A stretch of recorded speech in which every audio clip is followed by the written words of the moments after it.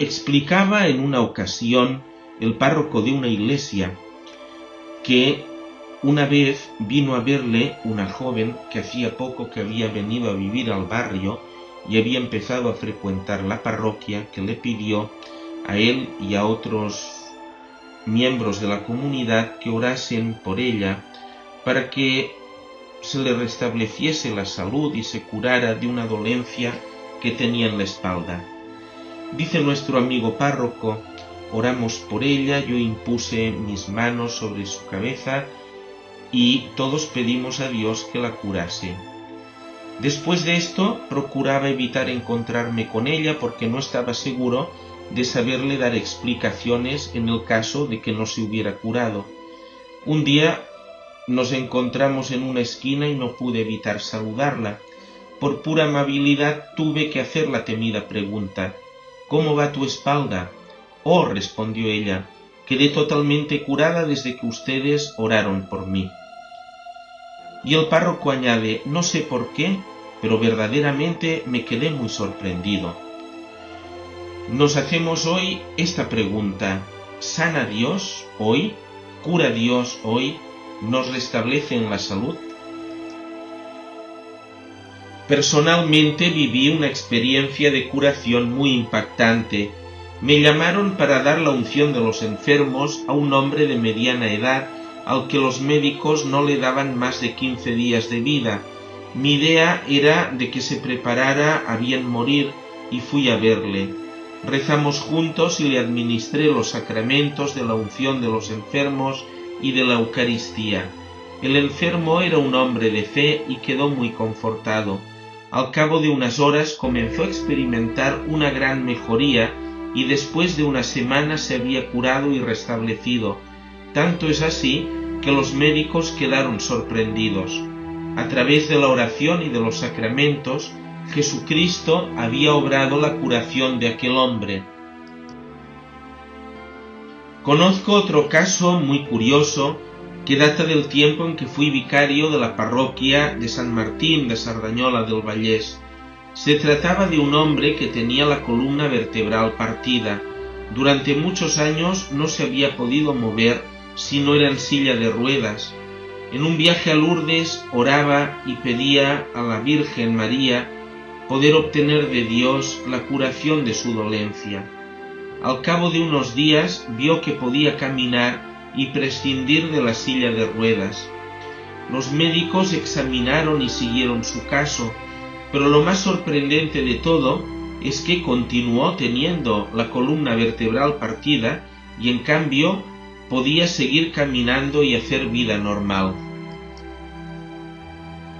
Los matrimonios que sufren alguna clase de esterilidad, es importante que pidan a Dios en la oración el don de poder tener hijos y expresar la promesa de educarlos en la fe cristiana. Es muy conveniente que durante el embarazo los futuros padres encomienden a Dios en la oración la salud de la madre y del hijo o de la hija que nacerá. Muy a menudo los cristianos del siglo XXI sentimos temor y escepticismo ante el tema de las curaciones. Y no habría de ser así porque es un don de Dios y este don se puede manifestar con más frecuencia de lo que pensamos, si tenemos fe. Hemos de leer la Biblia para ver lo que dice sobre la sanidad.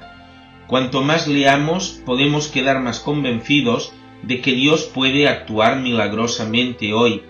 Y naturalmente Dios también cura mediante la cooperación de los médicos, los enfermeros y toda la profesión médica.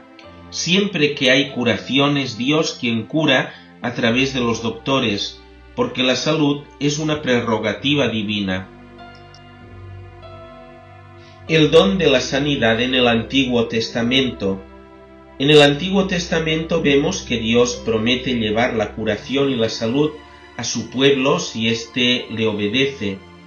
Ver Éxodo 23, 25, 26, Deuteronomio 28, Salmo 41. De hecho, curar es parte de la naturaleza de Dios, porque Él nos dice: si escuchas atentamente la voz del Señor tu Dios, y haces lo que es recto a sus ojos, y haces caso de sus mandamientos y observas todos sus estatutos, no haré caer sobre tu cabeza ninguna de las plagas que he hecho caer sobre los egipcios, porque yo soy el Señor tu sanador. Éxodo 15:26. También encontramos diversos ejemplos de sanación milagrosa en Primero de Reyes 13:16, Segundo de Reyes 4:8-37 e Isaías 38. Uno de los ejemplos más impresionantes es la curación de Naamán, el comandante del ejército del rey de Siria. Naamán tenía lepra. Dios le curó después de bañarse 7 veces en el río Jordán, siguiendo las indicaciones del profeta Eliseo. Su piel se volvió como la de un niño, y él reconoció que el Dios de Israel era el único Dios verdadero. Ver Segundo Libro de los Reyes, capítulo 5, versículos del 1 al 17. El don de la sanidad en el Nuevo Testamento. La enseñanza de Jesús. El tema del reino de Dios es central en el ministerio de Jesús. Las expresiones el reino de Dios y el reino de los cielos son utilizadas 82 veces, aunque la segunda solo aparece en el Evangelio de Mateo. Los dos términos son sinónimos. Cielo era una expresión judía muy común para referirse a Dios sin mencionar el nombre divino.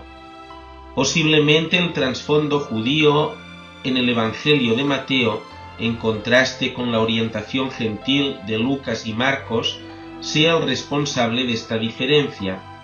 La palabra griega para reino, basileia, es una traducción de la palabra en arameo malkut, que era con toda probabilidad la expresión que Jesús utilizó. Significa no solo reino en el sentido de un espacio geográfico o político, sino que también hace referencia a la noción de actividad, por lo cual la expresión el reino de Dios significa tanto el reino de Dios como el reinado de Dios. En la enseñanza de Jesús, el reino de Dios tiene un aspecto futuro, que solamente tendrá cumplimiento con un acontecimiento decisivo, en el fin de los tiempos. Mateo 13:49. Por ejemplo, en una de las parábolas del reino, Jesús habla de una cosecha al fin del tiempo, cuando el Hijo del Hombre enviará a sus ángeles y arrojará fuera de su reino a todos los inductores al pecado y a todos los que hacen el mal. Entonces los justos resplandecerán como el sol en el reino de su Padre. Mateo 13:24-43. El fin de los tiempos vendrá cuando Jesús vuelva. Cuando vino por primera vez, vino en debilidad. Cuando retorne, vendrá con gran poder y gloria. Mateo 24:30. La historia avanza hacia un clímax con la gloriosa venida de Jesucristo. Mateo 25:31. En total hay 300 referencias en el Nuevo Testamento sobre la segunda venida de Jesucristo. Cuando Jesús retorne, será visible para todos. La historia tal como la conocemos acabará. Habrá una resurrección universal y un día del juicio final. Para algunos, los que han rehusado el Evangelio, será un día de destrucción. Segunda carta de San Pablo a los Tesalonicenses 1:8-9. Para otros será un día en el que recibirán su herencia en el reino de Dios. Mateo 25:34. Habrá un cielo nuevo y una tierra nueva. Segunda carta de Pedro 3:13. Apocalipsis 21:1. Jesús mismo estará. Apocalipsis 21:22-23. Así como todos los que le amaron y obedecieron. Será un lugar de felicidad inmensa que durará siempre. Primera carta de San Pablo a los Corintios 2:9. Nuestros cuerpos serán inmortales y gloriosos. Primera carta de San Pablo a los Corintios, capítulo 15, versículos del 42 al 43. Ya no habrá muerte ni dolor, No habrá más pena ni sufrimiento. Apocalipsis 21:4. Todos los que creen serán completamente sanados ese día. Por otra parte, hay un aspecto presente del reino de Dios en la enseñanza y en las actividades de Jesús. Nosotros podemos ver las señales, la aurora del reino futuro. Jesús dijo a los fariseos: el reino de Dios está en medio de vosotros. Lucas 17, 20, 21. En su parábola del tesoro escondido y de la perla de gran valor, Mateo 13, 44, 46, Jesús sugiere que el reino lo podemos descubrir y experimentar en esta vida. A través de los evangelistas queda claro que Jesús veía su ministerio como el cumplimiento de las promesas del Antiguo Testamento en la historia. En la sinagoga de Nazaret, Jesús leyó la profecía de Isaías, capítulo 61, versículos del 1 al 2, y declaró: «Hoy se cumple esta escritura que acabáis de escuchar». Lucas 4, 21. Después demostró esta realidad presente del reino por medio de todo lo que hizo durante su ministerio, con el perdón de los pecados, la supresión del mal y la curación de los enfermos. En el reino de Dios se dan las dos cosas al mismo tiempo, el ahora y el todavía no. La expectativa de los judíos era que el Mesías inauguraría inmediatamente un reino completo. La enseñanza de Jesús es una modificación de esta creencia. Nosotros vivimos entre dos eras, donde el siglo o la vida futura ya se ha introducido en la historia, y el siglo o la vida pasada continúa. Los poderes del nuevo siglo ya han hecho su entrada en la vida presente. El reino futuro ya se ha hecho presente en la historia. Jesús predicó el reino de Dios y demostró su irrupción en la historia, curando a los enfermos, resucitando muertos y expulsando a los demonios. El encargo de Jesús. Una cuarta parte de los evangelios trata de las curaciones. Aunque Jesús no curó a todos los enfermos de Palestina, a menudo leemos cómo curaba individuos o grupos de personas. Por ejemplo, Mateo 4:23, Mateo 9:35, Marcos 6:56, Lucas 4:40, Lucas 6:19, Lucas 9:11, entre otros textos. Era parte de la actividad normal del reino. Jesús no solamente ejerció un ministerio de sanación, sino que encargó a los discípulos que hicieran lo mismo. Primero envió a los 12. Eso es un punto claro en el Evangelio de Mateo, que nos dice de Jesús: «Y recorriendo toda Galilea enseñaba en las sinagogas, predicaba el Evangelio del reino y curaba toda clase de enfermedades y dolencias del pueblo». Después, Mateo transcribe algunas enseñanzas y predicaciones de Jesús en los capítulos 5 al 7, que constituyen el texto del Sermón de la Montaña, y después 9 milagros, principalmente curaciones. Mostrando lo que Jesús hizo, Mateo nos dice después que Jesús envió a los 12 a hacer lo mismo. Les dijo que fueran y predicaran el mismo mensaje. En el recorrido, id predicando que el reino de Dios ya está cerca. Curad a los enfermos, resucitad a los muertos, limpiad a los leprosos, expulsad a los demonios. Gratis lo habéis recibido, dadlo también gratis. Mateo 10:8. Y no fueron solo los 12 los que recibieron este encargo, también encomendó esta misión a un grupo de 72 personas.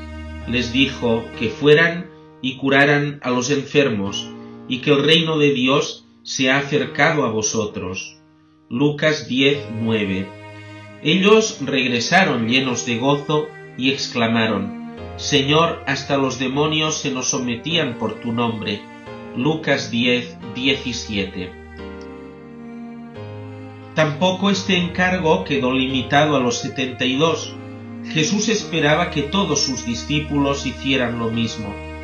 El final del Evangelio de Marcos es muy explícito en este sentido, y les dijo: «Id por todo el mundo y predicad el Evangelio a toda criatura. El que crea y sea bautizado se salvará, pero el que no crea se condenará. A los que crean les acompañarán estos signos: expulsarán demonios en mi nombre, hablarán nuevas lenguas, cogerán serpientes con las manos, y si beben algún veneno no les hará ningún daño. Impondrán las manos a los enfermos y se curarán».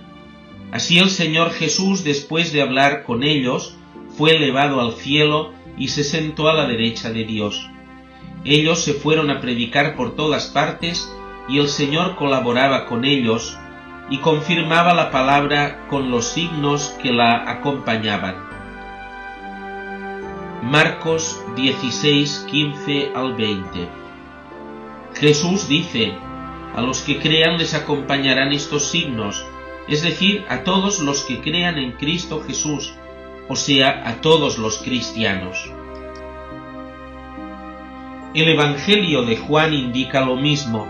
Jesús dijo en el contexto de los milagros: «Quien cree en mí también hará las obras que yo hago, y aún las hará mayores, porque yo me voy al Padre». Juan 14, 12. Evidentemente nadie hace mayores milagros que Jesús, pero su número ha aumentado desde que Jesús volvió al Padre. Jesús no ha dejado de hacer milagros, pero utiliza personas humanas imperfectas y débiles. Él se refiere a quien cree en mí, y eso nos incluye a ti y a mí.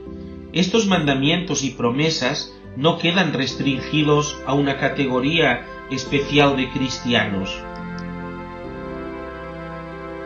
Jesús curó enfermos y dijo a sus discípulos que hicieran lo mismo.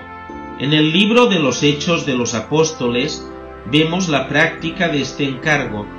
Los discípulos no sólo continuaron predicando y enseñando, sino también curando a enfermos, resucitando a los muertos y expulsando a los demonios. Hechos de los Apóstoles 3, 1, 10, 4, 1, 12, 5, 12, 16, 8, 5, 13, 9, 32, 43, 14, 3, 14, 8, 10, 19, 11, 12, 20, 9, 12, 28, 8, 9. Queda claro que en 1 Corintios capítulos del 12 al 14 se nos habla de los dones del Espíritu Santo. El apóstol Pablo no creía que estas habilidades estuvieran limitadas solo a los apóstoles. De la misma manera, el escritor de la carta a los Hebreos dice que Dios ha testificado su mensaje con signos, prodigios y milagros de toda clase, y con la distribución de los dones que el Espíritu Santo hace como mejor le parece. Hebreos 2:4. No se dice en ningún lugar de la Biblia que la curación habría de quedar limitada a un periodo particular de la historia, sino al contrario. Sanar es uno de los signos del reino inaugurado por Jesucristo y continúa hasta el día de hoy. Por eso hemos de confiar en que Dios seguirá curando milagrosamente hoy como parte de la actividad de su reino. La sanidad en la historia de la Iglesia. En su libro La sanidad cristiana, Evelyn Frost examinó detalladamente pasajes de los escritores de la Iglesia primitiva, como San Justino, San Teófilo de Antioquía, San Ireneo de Lyon, Tertuliano y Orígenes, entre otros, y concluyó que la sanidad formaba parte de la actividad normal de la historia de la Iglesia. En el nombre de Cristo se efectuaban curaciones y expulsiones de demonios. A lo largo de la historia de la Iglesia, Dios ha estado curando gente directamente. Hasta el día de hoy, la época de las curaciones no ha terminado. Además, la Iglesia ha sido la gran impulsora del cuidado de enfermos, para que recibieran las atenciones necesarias y no fueran abandonados. A la Iglesia le debemos la creación de los primeros sanatorios y hospitales para atender a los enfermos. En el seno de la Iglesia han nacido congregaciones religiosas dedicadas al cuidado de los enfermos a domicilio, en clínicas y hospitales, fundadas por ellas mismas o por otras instituciones.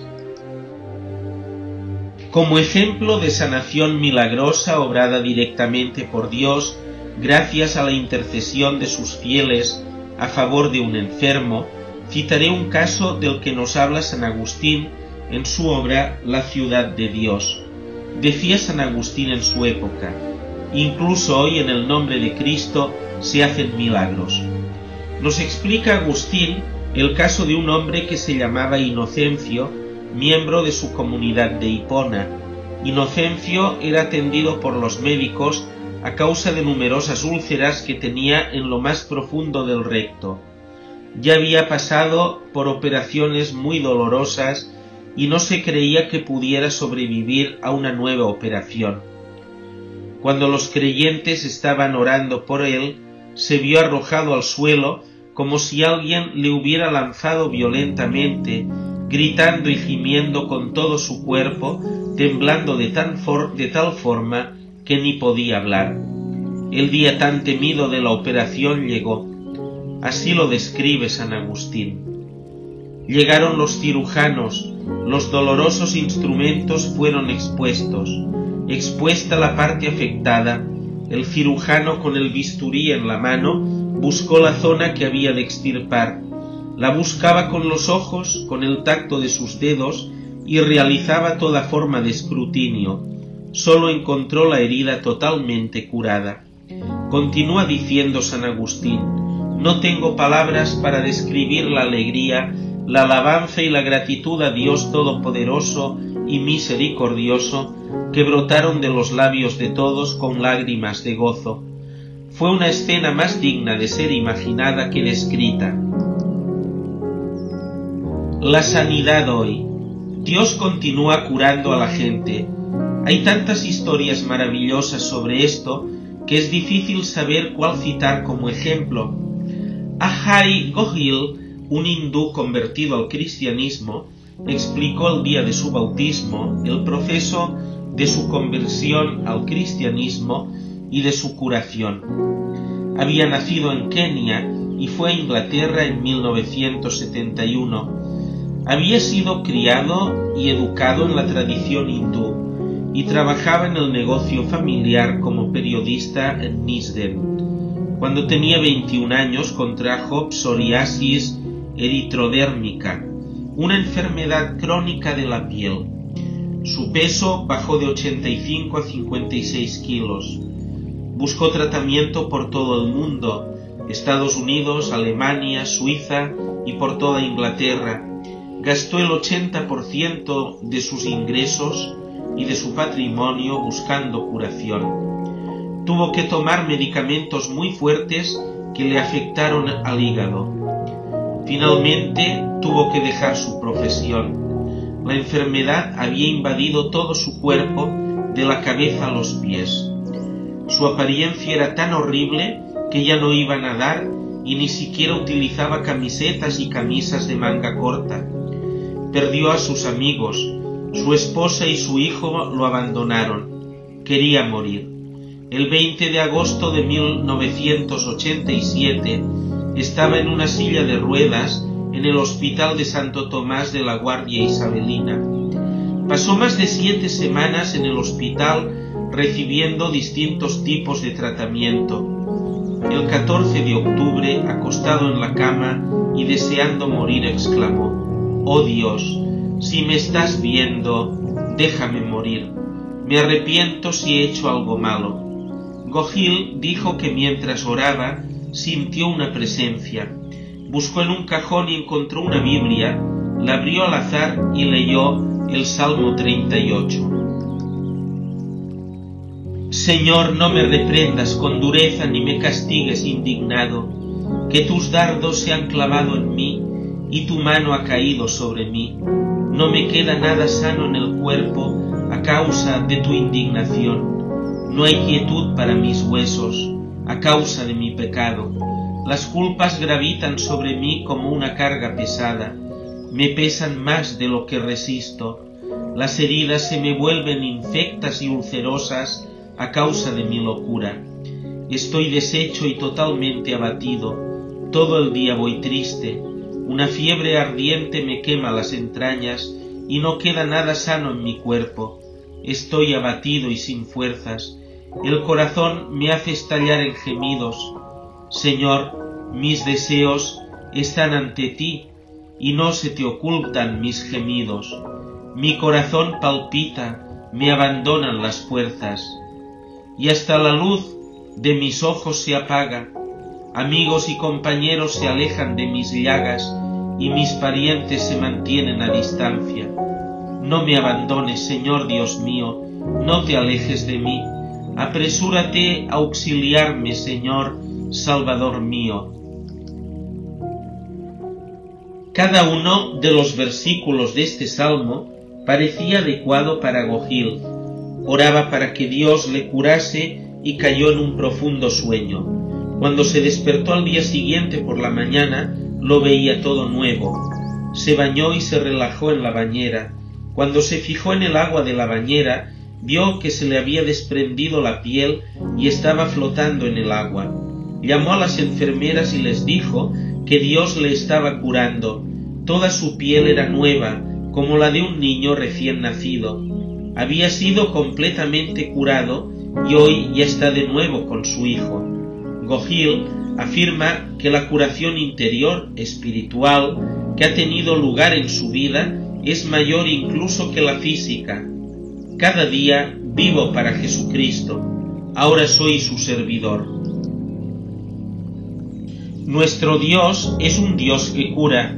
La palabra griega que significa yo salvo también significa yo sano. Dios no se preocupa solamente de nuestra salvación espiritual, sino también de nuestro bienestar. Algún día tendremos un cuerpo perfecto. En esta vida no asumiremos nunca la perfección. Cuando Dios cura milagrosamente a una persona hoy, obtenemos una instantánea de lo que será nuestro futuro cuando llegue la redención final de nuestros cuerpos. Carta de San Pablo a los Romanos 8:23. No toda la gente por la que oramos se cura necesariamente. Naturalmente no hay ningún ser humano que pueda evitar la muerte. Los cuerpos decaen. En algún momento será correcto preparar a una persona para morir en lugar de orar para que sane. De hecho, el amor y los cuidados demostrados a los moribundos por los cristianos que se dedican al ministerio sanitario conceden dignidad a los enfermos terminales y es otra forma de cumplir el mandato de Jesús de cuidar a los enfermos. Por ello, hemos de estar atentos a la guía del Espíritu Santo. No debemos desanimarnos y hemos de continuar orando por las personas que necesitan recuperar la salud. Cuanta más sea la gente por la que oremos, más gente será curada. Generalmente, los que no obtienen la curación comentan al respecto la bendición que ha representado el hecho de que se haya orado por ellos, con la condición de que esta oración se haga con amor y sensibilidad. Muchos, aunque no obtengan la curación física, experimentan una transformación interior que les otorga un bienestar espiritual desconocido hasta entonces. Dios concede dones especiales de sanar a algunas personas. Primera carta de San Pablo a los Corintios 12:9. Hoy por todo el mundo encontramos ejemplos de personas que tienen un don de sanar extraordinario. Eso no significa que les hayamos de dejar toda la labor a ellos. El encargo de curar es para todos. Así como no todos tenemos el don de la evangelización, pero somos llamados a compartir con los demás nuestra relación con Jesucristo, igualmente no todos tenemos el don de sanar, pero todos somos llamados a orar por los enfermos, a visitarlos y cuidarlos. ¿Cómo hemos de orar por los enfermos en la práctica? Es importante recordar que es Dios quien cura, no nosotros. No existe una técnica específica. Oremos con amor y sencillez. La motivación de Jesús era su compasión por la gente, Marcos 1:41, Mateo 9:36. Si amamos a las personas, siempre las trataremos con respeto y dignidad. Si creemos que es Jesucristo el que cura, oraremos con humildad y sencillez, porque no es nuestra oración, sino el poder de Dios el que devuelve la salud. Veamos aquí un patrón sencillo de cómo hemos de orar para curar. ¿Cuál es su enfermedad? Le preguntamos a la persona que necesita la oración para ser curada qué es lo que le sucede y por qué le gustaría que orásemos. ¿Por qué esta persona tiene esa enfermedad? Una pierna rota a causa de un accidente automovilístico es algo evidente, pero en otras ocasiones habremos de pedir a Dios que nos muestre si hay alguna causa profunda del problema. Conocí a una señora en una de las parroquias donde he estado que sufría de dolores de espalda frecuentes. Eso le ocasionaba un malestar continuo. El médico le prescribió un tratamiento cuyos efectos no eran del todo satisfactorios. Una tarde en una reunión de oración pidió que orásemos por ella. Otra señora que oró unos cuantos días por esta intención dijo que la palabra perdón había venido a su mente. Después de un cierto esfuerzo, la mujer enferma perdonó de corazón a otra que le había ofendido tiempo atrás. A partir de aquel día, el tratamiento comenzó a dar mejores resultados y al cabo de unas pocas semanas quedó curada del todo. A menudo será útil que ayudemos a ver a la persona por la que oramos la necesidad de acudir al sacramento de la reconciliación y confesar sus faltas. El reconocimiento de los pecados y su perdón forman parte del camino de redención que nos lleva a la salud. ¿Cómo puedo orar? El Nuevo Testamento nos indica varios modelos de oración que podemos seguir. Son muy sencillos. Algunas veces oramos para que Dios cure en el nombre de Jesús y pedimos que el Espíritu Santo venga a esa persona. Una manera muy efectiva de orar por la salud de un enfermo, especialmente cuando se trata de un caso de enfermedad seria o de una persona de edad, es acompañarla en el sacramento de la unción, orando por ella y haciendo nuestra su oración. Se llama al sacerdote para que le imponga las manos, Lucas 4:40, y le unja con el óleo bendito, Santiago 5:14. ¿Cómo se siente la persona? Después de orar como de costumbre, le preguntamos al enfermo qué es lo que siente. Algunas veces no siente nada y en este caso hemos de seguir orando. A veces los enfermos notan que han sido curados, aunque solo el tiempo podrá confirmarlo. En otras ocasiones, la persona se siente mejor, pero no está curada del todo, y en ese caso continuamos tal como hizo Jesús con el hombre ciego, Marcos 8:22-25. Seguimos orando hasta que creamos que es suficiente. ¿Y después qué hacemos? Después de orar por la salud, es importante que nos aseguremos de que el enfermo entiende que Dios le ama sin importar si ya ha sido curado o aún no, y que sienta la libertad de volver para que oremos nuevamente por él. Hemos de evitar imponer cargas a la gente, tales como sugerir que es la falta de fe lo que no permite que sean curados. Siempre hemos de animarles para que continúen orando y asegurarnos de que sus vidas se integren en el grupo de salud de la parroquia o de la comunidad, que es donde la sanación a largo plazo tiene lugar con más frecuencia. Finalmente, es importante perseverar en la oración para que la gente sea curada. Es fácil desanimarse, especialmente si no vemos resultados espectaculares inmediatamente.